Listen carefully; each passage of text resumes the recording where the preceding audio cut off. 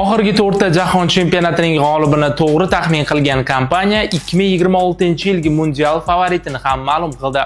EA Sports prognoziga ko'ra Portugaliya 2026-yilgi jahon chempionatining asosiy favoriti hisoblanadi. Ular o'yin simulyatsiyalari orqali 2010-yilda Ispaniya, 2014-yilda Germaniya, 2018da Fransiya va 2022-yilda Argentina jahon chempionati g'olibi bo'lishini oldindan to'g'ri taxmin qilgandi.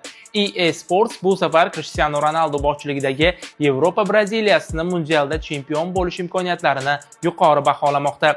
E'tiborlisi, Portugaliya jahon chempionatining guruh bosqichida O'zbekiston terma jamoasiga qarshi o'yin o'tkazadi.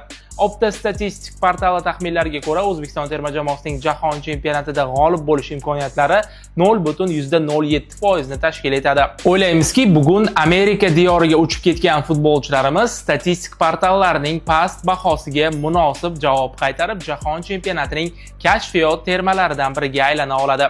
Siz mundialda qaysi jamoa g'olib bo'lishini taxmin qilyapsiz? Izohlarda variantlaringizni yozing.